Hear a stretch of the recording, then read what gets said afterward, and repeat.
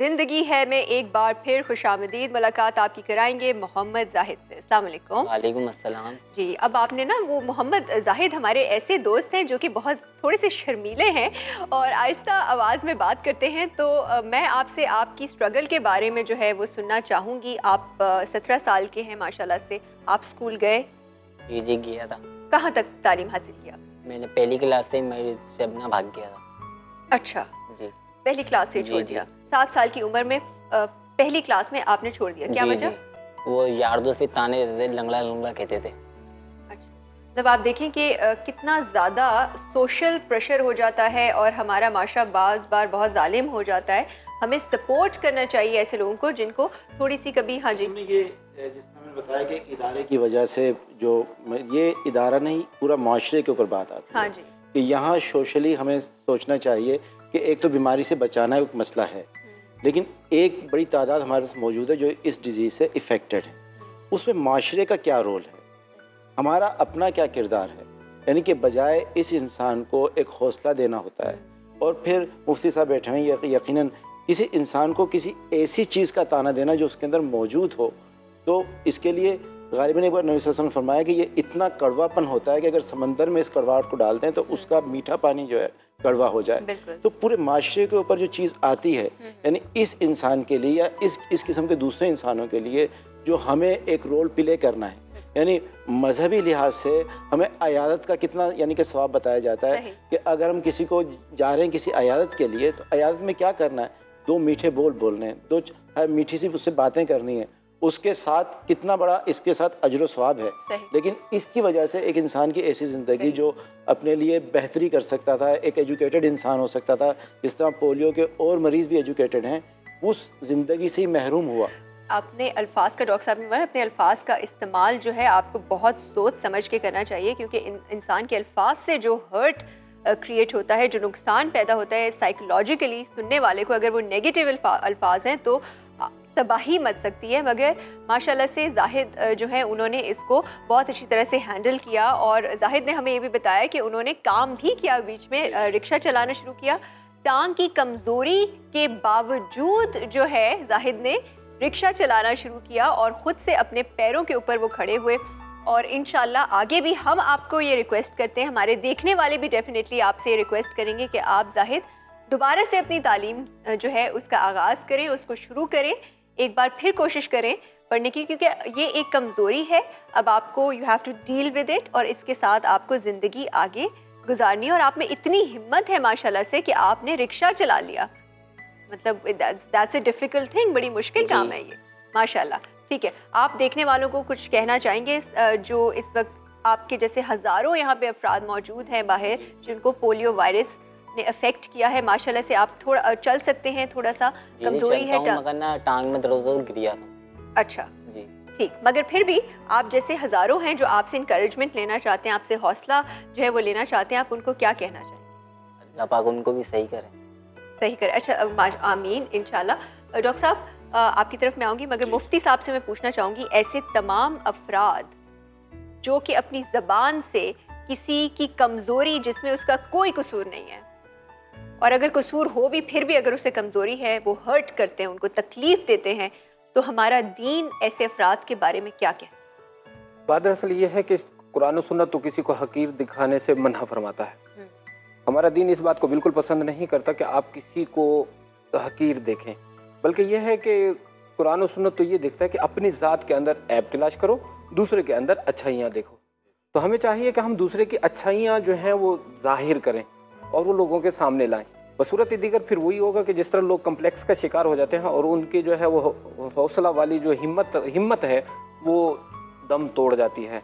मैं यहाँ पर एक बात मैं भी करना चाहूँगा, वो ये है कि हमारे माशरे को ये सोचना चाहिए कि उसके ज़बान से निकले हुए लफ्ज़ के बदले में किसी की ज़िंदगी भी बर्बाद हो सकती है।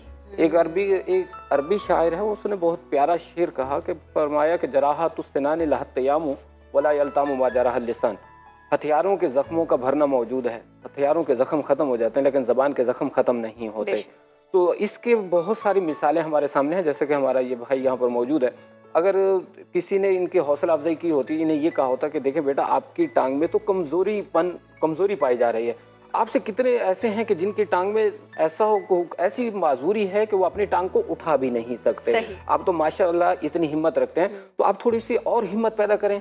अपने घर में बैठे रहने से आपका क्या होगा? आप अपने अंदर हौसला पैदा करेंगे तो माशरे के लिए एक मिसाल बन जाएंगे और लोग आपको देखकर अपने आप में हिम्मत पैदा करेंगे और इंशाअल्लाह इसका सवाब आपको भी मिलेगा और माशरे में आप अच्छे अल्फाज से याद किए जाएंगे। और सबसे पहले तो हम जाहिद से रिक्वेस्ट करेंगे हमारी तरफ से ये चीज़ है कि बेटा आप अपनी एजुकेशन जो है, अपनी तालीम, उसको मुकम्मल करने की कोशिश करें, ठीक है। बहुत सारे ऐसे लोग आ जाते हैं जो कि अपनी ज़बान का ख्याल नहीं रखते, तो ऐसे लोगों को इग्नोर करके आपको आगे बढ़ना है ज़िंदगी में, ठीक है, और अपना मकाम बनाना है। आप में इतनी हिम्मत है कि आपने रिक्शा चला लिया माशाल्लाह से, तो ये अल्लाह ने आपको दिखाया कि आप में हिम्मत है, ठीक है। और हम सब की दुआएं आपके साथ हैं, देखने वालों की दुआएं भी जो हैं वो आपके साथ हैं। पोलियो वायरस की बारे में उसकी तरफ वापस आते हैं। पोलियो वायरस के सिम्टम्स ऐसे होते हैं जो कि आम नज़ला ज़ुकाम बुखार हो जाए बच्चे को, तो हम कैसे डिफ्रेंशिएट करें कि पोलियो का वायरस के सिम्टम्स हैं? एक्चुअली इसमें दो किस्म के होते हैं कि एक नॉन पैरालाइटिक पोलियोमाइलाइटिस और एक paralytic poliomyelitis. Non paralytic poliomyelitis जो है उसमें ये होता है कि जैसे आप बताएं आम से सिम्टम्स हैं, सोर थ्रोट हो सकती है, बॉडी एक जिसे माइलेजिया कहा जाता है वो हो सकता है, फीवर हो सकता है। लेकिन अगर नॉन पैरालाइटिक है तो खुद ब खुद 3-4-5 दिन में ये ख़त्म हो जाता है। अच्छा। अगर पैरालाइटिक पोलियोमाइलाइटिस है तो उसमें सिम्टम्स कुछ दिनों में ख़त्म होने के बावजूद फिर वो अपने लिम्स में, स्पेशली लोअर लिम्स में वीकनेस महसूस करता है। पैरालाइटिक मतलब ये कि उससे पैरालिसिस हो सकता है, ठीक है। तो उसमें लोअर लिम्स में स्पेशली जो है वीकनेस महसूस करेगा, लेकिन ये यूनिप्लेजिया भी हो सकता है, बायलैटरल भी हो सकता है और क्वाड्रोप्लेजिया, यानी चारों लिम्स जो है इसमें इफेक्टेड हो सकते हैं। एक और लीथल कंडीशन, यानी इसमें अगर हमारी चेस्ट की मसल्स इन्वॉल्व हो जाएं तो रेस्पिरेटरी सिस्टम भी कोलैप्स हो सकता है, जो एक्यूट इमरजेंसी जो है जिसकी वजह से क्रिएट हो सकती है। ये भी एक इशू इसमें शामिल है। खुश नसीबी है कि इतना ज़्यादा नहीं होता, लेकिन ये इसकी पॉसिबिलिटी मौजूद है। तो सिम्टम्स बहुत आम से हैं, लेकिन बहरहाल इसकी क्लिनिकल ही डायग्नोसिस होती है। अच्छा, पोलियो का कोई इलाज नहीं है हम जानते हैं, मगर क्या इसकी इफ़ेक्ट्स को हम कम कर सकते हैं? एक्चुअली ज़ाहिर है कि एक वीकनेस है, कमज़ोरी है, और एक मरीज़ ख़ुद उस कमज़ोरी को कैसे महसूस करे। मैं ये समझता हूँ जैसे एक आई साइट वीक हो गई तो इंसान ग्लासेस लगा लेता है। ग्लासेस लगाने से आई साइट वीक नहीं होती, सही नहीं होती, लेकिन उसको सपोर्ट मिल जाती है। इसी तरह से इनकी एक अपनी सपोर्ट होती है। बाज़ लोगों को बैसाखी की ज़रूरत होती है, बाज़ लोग व्हील चेयर यूज़ कर लेते हैं, बाज़ लोग जो है जैसे ये खुद चल सकते हैं, लेकिन एक वीकनेस है, ज़ाहिर है इतनी ज़्यादा मूवमेंट नहीं हो सकती, लेकिन एनी हाउ चल लेते हैं। सही। इसके साथ अगर कोई थेरापी है तो फिजियोथेरापी, यानी कि इसकी मसल्स की जो है वो हम फिजियोथेरापी करें कि मसल्स जो है उसमें कुछ क़ुव्वत आए, और अच्छी इनकी डाइट होनी चाहिए। तो ये एक किसी हद तक इलाज है, और ज़ाहिर है पेशेंट्स से मौजूद हैं कि जो भरपूर ज़िंदगी गुजार रहे हैं, तो इसी तरीके से फिजियोथेरापी जो है ये एक इलाज।